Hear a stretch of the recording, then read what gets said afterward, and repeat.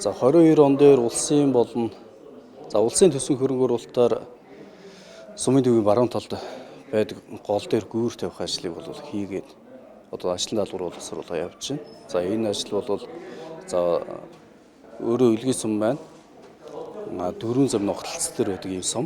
Тэгэхээр ховдоос ус руу баян үлгийг завхнаас баян үлгээр рүү чиглэсэн хөдөлгөөн тэр замын гол дээр ирж бас саатдаг орон нутгийн иргэд бас удаах цагаар саатдаг юм тохиолдлууд бол арчилсан.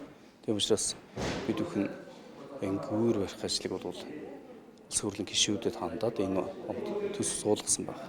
За мөн аймгийн орон нутгийн хөгжлийн сангийн хөрөнгө оруулалтаар 3 төрлийн ажил хийгдгэр байгаа. За энэ бол нэгдүгээр хөдөөгийн багийн төвийг шинжлэх ажлыг үргэлжлүүлээд чаргат багийн төвийг шинжлэх ажлыг бол 80 сая төгрөгөөр хийхээр болсон. За мөн сумын төвийн тогтчлолтын дээр 70 сая төгрөгийг төсөөлсөн байгаа.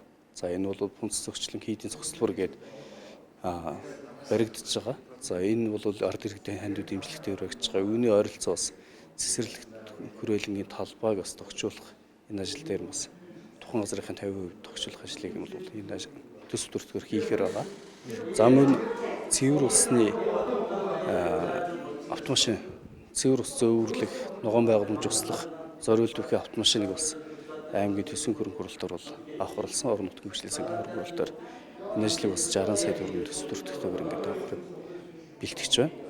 За мөн сумын орон нутгийн хөгжлийн сангийн хөрөнгө оруулалтаар хэд хэдэн ажлыг бол хийж байгаа.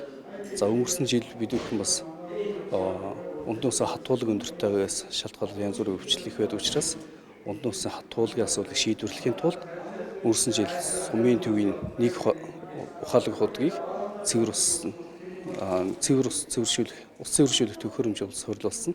За энэ жил мөн бас нэг худаг дээр нь ус цэвэршүүлэх төхөөрөмж суурилуулахаар зардлыг шийдвэрлэж байна. За мөн багийн дарга нарын зарим ачааллыг хөнгөлж байгаа, зарим талаараа бас шахажуулахаар юм нөхцөл боломжийг бүрдүүлж ажиллаж байгаа. За үүний жишээгүй багийн дарга нарт дөрвөн багийн засаг дарга нарт унааны асуудлыг бол орон нутгийн хөгжлийн сангаас шийдвэрлсэн байгаа.